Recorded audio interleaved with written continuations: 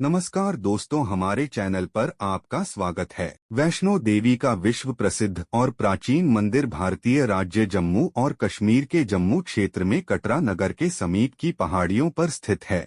इन पहाड़ियों को त्रिकुटा पहाड़ी कहते हैं। यहीं पर लगभग 5200 फीट की ऊंचाई पर स्थित है माता रानी का मंदिर। यह भारत में तिरुमला वेंकटेश्वर मंदिर के बाद दूसरा सर्वाधिक देखा जाने वाला धार्मिक तीर्थ स्थल है। त्रिकुटा की पहाड़ियों पर स्थित एक गुफा में माता वैष्णो देवी की स्वयंभू 3 मूर्तियां हैं। देवी काली दाएं, सरस्वती बाएं और लक्ष्मी मध्य पिंडी के रूप में गुफा में विराजित हैं। इन तीनों पिंडियों के सम्मिलित रूप को वैष्णो देवी माता कहा जाता है। इस स्थान को माता का भवन कहा जाता है। पवित्र गुफा की लंबाई 98 फीट है। इस गुफा में एक बड़ा चबूतरा बना हुआ है। इस चबूतरे पर माता का आसन है, जहां देवी त्रिकुटा अपनी माताओं के साथ विराजमान रहती हैं। भवन वह स्थान है जहां माता ने भैरवनाथ का वध किया था। प्राचीन गुफा के समक्ष भैरव का शरीर मौजूद है और उसका सिर उड़कर 3 किलोमीटर दूर भैरव घाटी में चला गया और शरीर यहाँ रह गया। जिस स्थान पर सिर गिरा, आज उस स्थान को भैरवनाथ के मंदिर के नाम से जाना जाता है।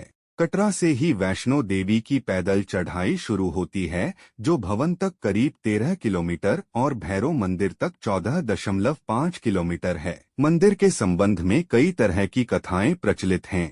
एक बार त्रिकुटा की पहाड़ी पर एक सुंदर कन्या को देखकर भैरवनाथ उससे पकड़ने के लिए दौड़े। तब वह कन्या वायु रूप में बदलकर त्रिकुटा पर्वत की ओर उड़ चली। भैरवनाथ भी उनके पीछे भागे। माना जाता है कि तभी मां की रक्षा के लिए वहां पवनपुत्र हनुमान पहुंच गए।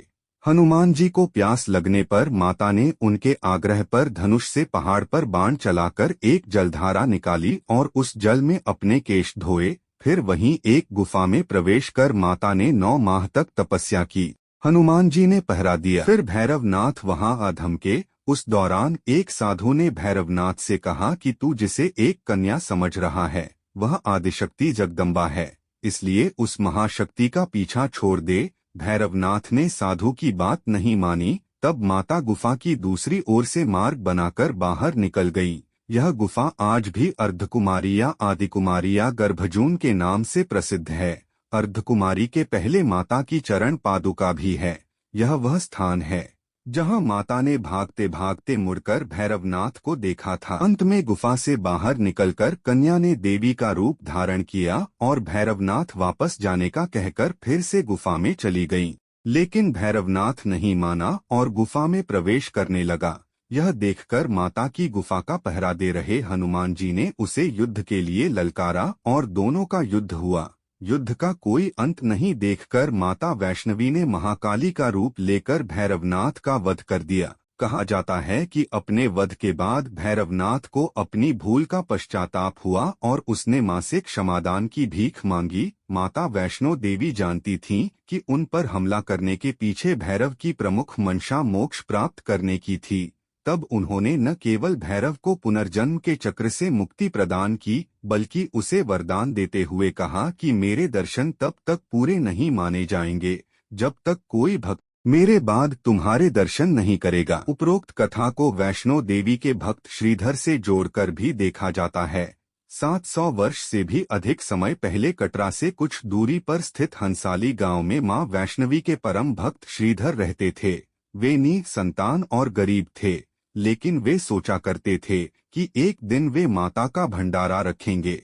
एक दिन श्रीधर ने आसपास के सभी गांव वालों को प्रसाद ग्रहण करने का न्योता दिया और भंडारे वाले दिन श्रीधर अनुरोध करते हुए सभी के घर बारी बारी गए ताकि उन्हें खाना बनाने की सामग्री मिले और वह खाना बनाकर मेहमानों को भंडारे वाले दिन खिला सके। जितने लोगों ने उनकी मदद की वह काफी नहीं थी, क्योंकि मेहमान बहुत ज्यादा थे। वह सोच रहे थे इतने कम सामान के साथ भंडारा कैसे होगा। भंडारे के एक दिन पहले श्रीधर एक पल के लिए भी सो नहीं पा रहे थे। यह सोचकर कि वह मेहमानों को भोजन कैसे करा सकेंगे, वह सुबह तक समस्याओं से घिरे हुए थे और बस उसे अब देवी माँ से ही आस थी। वह अपनी झोपड़ी के बाहर पूजा के लिए बैठ गए। दोपहर तक मेहमान आना शुरू हो गए थे। श्रीधर को पूजा करते देख वे जहां जगह दिखी वहां बैठ गए। सभी लोग श्रीधर की छोटी सी कुटिया में आसानी से बैठ गए। श्रीधर ने अपनी आंखें खोली और सोचा कि इन सभी को भोजन कैसे कराएंगे। तब उसने एक छोटी लड़की को झोपड़ी से बाहर आते हुए देखा जिसका नाम वैष्णवी था। वह भगवान की कृपा से आई थी। वह सभी को स्वादिष्ट भोजन परोस रही थी। भंडारा बहुत अच्छी तरह से संपन्न हो गया था। भंडारे के बाद श्रीधर उस छोटी लड़की वैष्णवी के बारे में जानने के लिए उत्सुक थे, पर वैष्णवी गायब हो गई और उसके बाद किसी को नहीं दिखी। बहुत दिनों के बाद श्रीधर को उस छोटी लड़की का सपना आया। उसमें स्पष्ट हुआ कि वह माँ वैष्णो देवी थी। माता रानी के रूप में आई लड़की ने उसे गुफा के बारे बताया और 4 बेटों के वरदान के साथ उसे आशीर्वाद दिया। श्रीधर एक बार फिर खुश हो गए और माँ की गुफा की तलाश में निकल पड़े और कुछ दिनों बाद उन्हें वह गुफा मिल गई। तभी से वहां पर माता के दर्शन के लिए श्रद्धालु जाने लगे।